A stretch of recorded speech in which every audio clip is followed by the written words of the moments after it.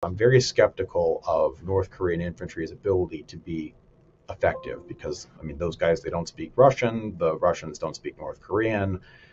The North Koreans don't have any actual combat experience. So you're going to be taking essentially an organization that's not, assuming it's deployed, that's another thing. There's an assumption here. What I'm saying is that those 10,000 to 15,000 guys get deployed as a single unitary organization. They could be moralized up into a series of replacements to just get slotted into existing frontline units, which would probably be even less effective. So it would be very interesting from a force structure perspective to see how they get employed. But I don't think that that small group of guys is going to make a massive difference. Hello and welcome to Frontline for Times Radio. I'm James Hansen, and today we're talking about the latest on the war in Ukraine, and I'm delighted to be joined by a regular guest here on Frontline, George Barros from the Institute for the Study of War. George is the head of their Russia team. George, always a pleasure. Welcome back. Good to see you again, James. Thanks for having me. Wanted to start by getting your response to what seems to be the kind of mood music at the moment, which is that we could be close to some kind of ceasefire agreement between Ukraine and Russia. Were that to happen, and of course we don't know the terms, were that to happen, is it your sense that would be a strategic mistake for Ukraine and the West?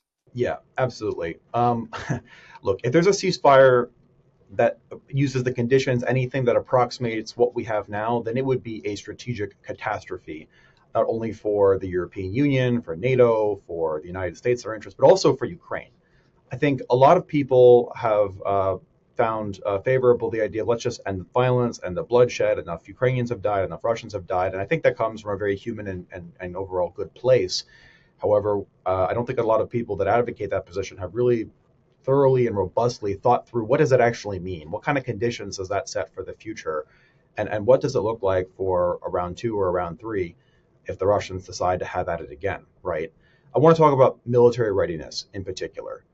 There will be a crisis of Ukrainian and Russian military readiness as soon as the shooting stops, right? Because right now the Russians, they generate roughly 30,000 troops per month. They also lose, killed and wounded, about 30,000 troops a month.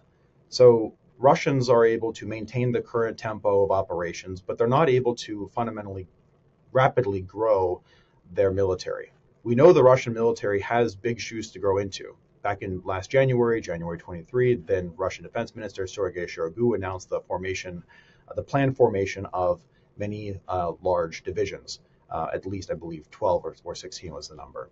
A division is roughly 10,000 people on paper. So they want to substantially grow the size of their military, but they're not able to do that. But when the shooting stops, they will be able to go back and staff these large units and send those roughly 30,000 guys a month, not immediately to their graves, but instead into large formations that will build up mass. So Russian military readiness is going to increase. And of course, as soon as we get the shooting to stop, sanctions enforcement is going to become weaker. The Russians will be able to access some of those components and parts that the West have denied, and so on and so forth. So Russia's going to trend up.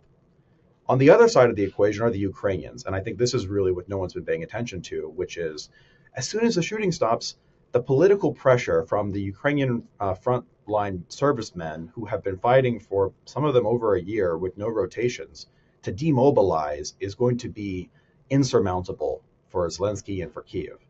So those men are going to leave the front line. They're going to go back to their homes and their families. But moreover, when the shooting stops, Zelensky is not going to have the legal basis for martial law, which is what he has used to deny allowing military-age Ukrainian men from leaving Ukraine and going to the European Union, which Ukraine has a visa-free travel regime with. Tremendous number of Ukrainian women and children have left and gone to Poland and Germany and elsewhere in the EU. And when the shooting stops, the men are going to follow suit and go link up with their wives and girlfriends and families. What percentage of Ukrainian military-aged men are going to remain in Ukraine to deter and, if necessary, defend against a second Russian invasion? 20%, 30%, right? So as soon as the shooting stops, the Russian military is going to become more ready as time goes by. The Ukrainian military is going to become less ready as time goes by. And this really sets the optimal stage for Putin to be able to conduct a new wave of the war. Very similarly to how the Russians used the Minsk Accords and the Minsk ceasefire established in 2014 and 2015 to build up for 8 years and then conduct the 2022 invasion. So really the best thing that we have to do, James, is avoid this premature ceasefire, help the Ukrainians negotiate from strength, and that means imposing serious costs on the Russians in the meantime. What about the argument that some people advance that if you gave Ukraine some kind of security guarantee, a commitment that they would be allowed to join NATO in the next few years, maybe membership of the European Union, maybe some kind of new defense security agreement with the Europeans, that would ensure that even if Vladimir Putin wanted to have a second bite of the cherry and launch a further invasion of Ukraine in a couple of years' time, he wouldn't be able to? Look, if we can get a Teflon completely bulletproof guarantee that as soon as the Russians resume combat operations against Ukraine, there will be an unequivocal NATO or European or American military intervention to prevent that, then in principle, that could become viable. But even if that were the case, I would still want to deny the Russians the preferable battlefield geography that they currently have. Because then we have to negotiate and talk about, okay, if that's going to be the basis for a ceasefire, then okay, we also need to ensure that Ukraine will not be an economic ward of the international community in perpetuity, as it currently is set up to be. The Ukrainians have lost much of their industrial heartland that they need in the Donbass to be profitable, to just have net balance accounts and not just suck up aid. They need to have access to the Sea of Azov for the ports to be able to export grain, and they need to have more strategic depth so that the Russians in peacetime cannot simply fortify what they hold on the southern front line and risk to credibly cut off Ukraine and make it a landlocked state by removing the few Ukrainian ports that remain in Mykolaiv and Odessa. The southern front line, it's worth for the readers and listeners to look at a map. The southern front line exists with the current contours it does, not because it's a stable front line. It exists as it does because the Dnipro River is a major inhibitor of maneuver, right? Sort of like how the English Channel has always protected Great Britain for the most part from major ground operations coming across the European continent. The Dnipro River in Ukraine on a smaller scale serves as that buffer. But in peacetime, the Russians will be able to pull up their artillery elements, their bridging equipment, their engineering stuff, and it'll be much easier for the Russians to be able to spill over and cross and quickly get over the Dnipro River. Because to actually use the river properly to defend it, to prevent Russian advances into Mykolaiv and Odessa, you actually need to not defend right at the bank of the river, but you need to have some strategic depth that allows you to fall back to the river. So when you look at the economic requirements for mineral extraction in the Donbass, when you look at the strategic depth requirements to have a stable front line to ensure that Ukraine cannot rapidly become a landlocked country in a second phase of an operation, you realize that you actually have to enable some significant Ukrainian counteroffensive. So look, if the plan is we're going to help the Ukrainians conduct a few more operationally significant counteroffensives, which liberate strategically necessary territory for Ukraine to function as a state, and then we lock in some really robust security guarantees so that we deter and if necessary defeat a second Russian invasion, that in principle can work. But all the proposals being floated right now they fall very short of any of those. So if it is a strategic mistake to pursue any kind of ceasefire agreement, even if it comes with some kind of security guarantee, and I take your skepticism on that, what would be the alternative? Because a lot of people would say at the moment, the way things are, Ukraine is only being given enough to not lose this war. It's not being given enough to win. And whether we like it or not, sadly, at the moment, there is not the political will in enough of the Western world to give Ukraine what it needs to win. Yeah, so that's where my institute and what our mission is look, we want to shape the policy and we want to remove the blinders from the eyes of the leaders, and we want to advocate for those policies which actually can create the conditions that help support the Ukrainians winning and the Russians losing. The fact of the matter is that for the last almost 3 years now, our policies have deliberately been designed in such a way to provide the Russians golden parachutes, off-ramps, buffers, and all these things are designed to prevent the creation of negative momentum that works against the Russians, that can snowball and to leading towards a Russian defeat. We've been extremely scared about that. And we've hamstrung the Ukrainians with the restrictions we've placed as well. And we've made several concrete recommendations with regards to we can remove these luxuries that the Russians enjoy, such as a rear area, such as sanctuary space. We've not sanctioned the Russians nearly as hard as we can or should. And we should take risks in other parts of the world and redeploy assets and systems and tanks and armored personnel carriers that the United States has in long-term storage, but that are earmarked for other contingencies in Asia and Africa and elsewhere. And I would argue to those policymakers and say it's acceptable to take risks in the African or the South American or the Asian theater of operations because we have an actual hot war in the European theater, and the would-be actors in Asia are actually looking very closely to seeing if whether or not Putin can be successful in part or in whole in Europe before deciding to engage in their own adventurism in Asia or elsewhere. And so therefore it is actually an appropriate thing to take some of those tanks and those vehicles that are earmarked for one area of the world and send them to another. And I think, the way that the Chinese are increasingly supporting their support for Russia, the way the North Koreans are increasingly supporting their support for Russia, I think that substantiates that argument. So look, James, the bottom line is we are the masters of our own future. If we want to continue to insulate the Russians from defeat and prevent the Ukrainians from being successful, then we're going to be successful at that, and we have been so far. Hello, it's James here. Sorry to interrupt this episode of Frontline. I just wanted to tell you about a brand new YouTube channel from Times Radio called Times Radio History. And one of our shows is called History Undone. Every week we take a different iconic battle from history and play it back, asking could it have played out differently? Could it have led to a different outcome?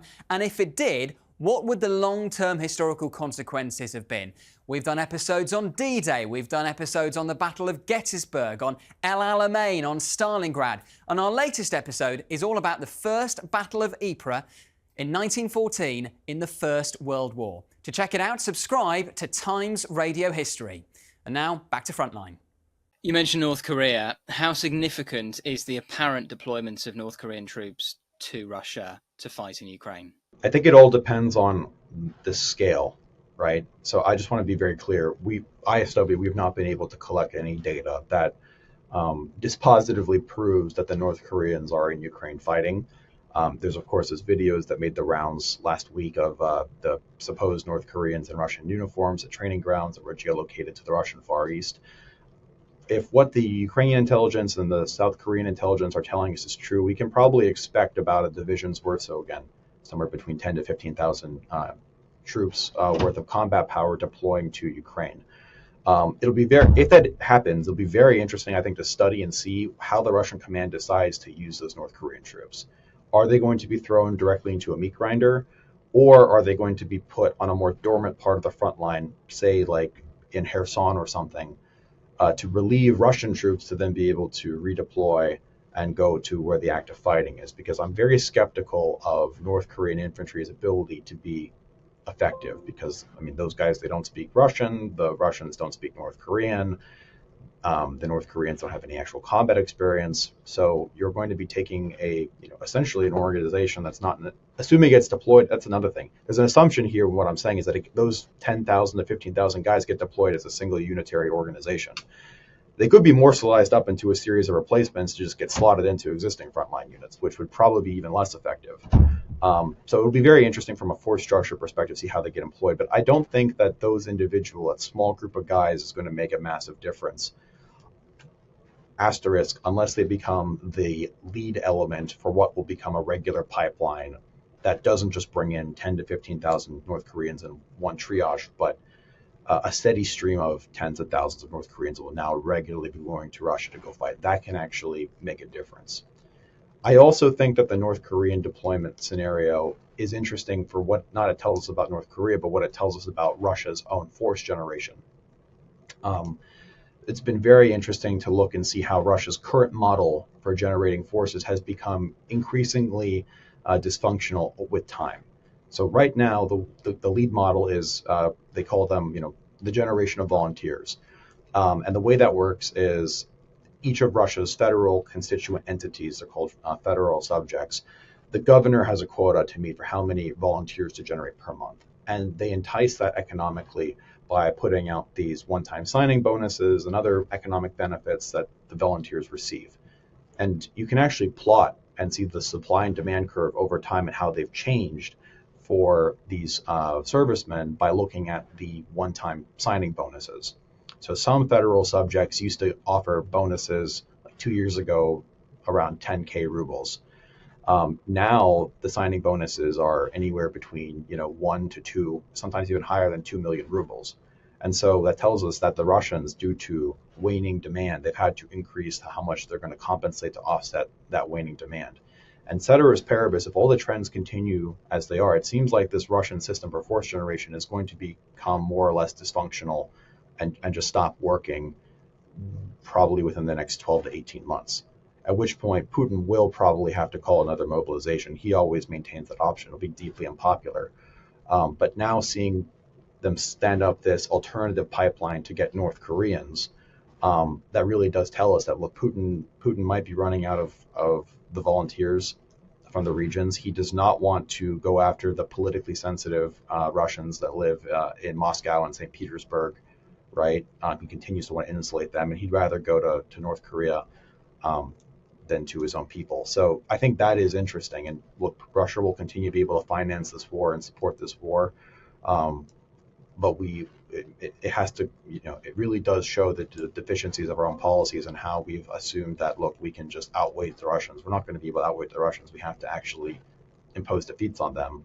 And look, if the Russians become a combined North Korean Russian army in any sort of meaningful way, and if the North Koreans become responsible for a sector of the front, and the North Korean troops are on the whole less up to snuff than the regular Russians are, then that can create some opportunities for exploitation on the seams or wherever the North Koreans and the Russians are operating. But I don't know that we're thinking that deeply. We should probably also mention what's been happening in Moldova over recent days. They've had a referendum on future membership of the European Union and enshrining their constitution a commitment to join it. Russia obviously is against that referendum, that motion being passed. It did pass very narrowly. Just unpick the significance of that if you can, George.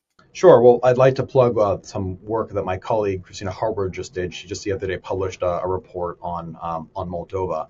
Moldova, it's a great report. Please read it and watch it. Look, Moldova is going to continue to be a battleground state for the next decade. We've encountered a lot of thinking from think tanks and other scholars of the region here in Washington, where people basically say, look, Moldova, it's a slam dunk. We've already achieved victory in Moldova. They're heading towards the inevitable integration path for the European Union that many Eastern and Southern European states have. The Russians can't get to Moldova because Ukraine is in the way. And Moldova is basically just a slam dunk, and it's a given. And we pushed back against that assessment and said, no, actually, Moldova's path to European integration and further reform is actually quite fraught.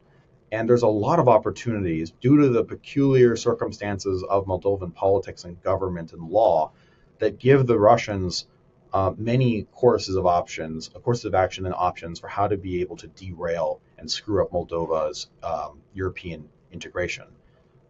Lest we forget, the Russians occupy part of Moldova with the breakaway Republic of Transnistria in Moldova's east, where about 2 Russian motorized rifle battalions have been stationed since the early 90s illegally. There are new exclaves, well, not exclaves, but there are new political cleavages within Moldova that the Russians are trying to develop. There's an autonomous region called Gagauzia that the Russians are trying to essentially turn into a Russia-friendly political lever within the country.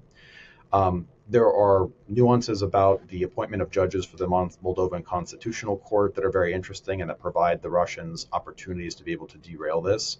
And then there are also different circumstances with regards to the Moldovan parliamentary elections that will happen down the road that also give the Russians plenty of opportunities to be able to sabotage the accession. So don't get me wrong.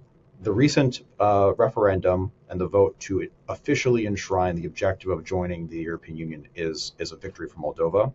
It's a victory for us, but victory is not guaranteed, and the Russians are going to be trying tooth and nail to be able to derail this, kind of like how the Russians intervened in 2014 to derail Ukraine's European integration when the Ukrainian government at the time was trying to sign an association agreement with the EU. And to get back to the first thing that we talked about today, Russia's bandwidth to be able to interfere in Moldova is currently limited because it's all tied up in this horrific war in Ukraine. As soon as the shooting stops in Ukraine, that gives the Russians a tremendous amount of bandwidth to be able to pivot and look to other countries that they're interested in also reestablishing Russian suzerainty over, including Moldova, including Georgia, including Armenia. And so Ukraine is really within our interest to ensure that we can defeat the Russians, keep them tied up there, as opposed to advancing their control over other countries. We hope you're enjoying today's episode of Frontline. Don't forget, you can also now listen to Frontline in podcast form. Just search for The World in 10 from wherever you get your podcasts, where you can also hear daily analysis of the biggest stories relating to war and defence. And we'll put a link to The World in 10 in the description below. And just briefly, George, to round things off, I mean, normally when we have these discussions, we start with what the latest situation is on the ground, on the front line itself. Because there is so much geopolitical discussion about the future of this conflict, we've kind of done it the other way around this time. But just bring us up to speed with what is happening on the front line. Yeah, absolutely. So tempo of operations, generally speaking, remain very dynamic. They've slowed in some parts, they've intensified in others. Back in early October, I'll sort of start in the north and then work my way around the theater clockwise. In the Kursk area of operations where the Ukrainians are operating, the Russians began a major counteroffensive against that effort in early October, and the Ukrainians have reintroduced some reserves to counterattack against the Russian counteroffensive, and it's really unclear whether or not the Russians are going to be able to seize everything or if the Ukrainians will hold everything. The Russians are confirmed to have recaptured at least 1/3 of what the Ukrainians initially took. The Russians claim that they've gotten a half, but again, getting data from there is sometimes like staring into an abyss, and so it's hard to be able to verify quite everything. But as I've said before, it's really not that interesting whether or not the Ukrainians hold that territory or if the Russians retake it. I'm confident the Russians can retake it if they really prioritize it.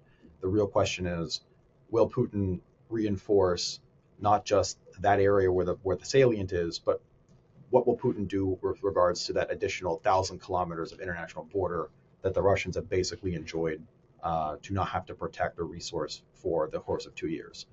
And it's unclear how Putin's going to respond to that. If he doesn't reinforce it, then the Ukrainians can do this again at a place and time of Kiev's choosing.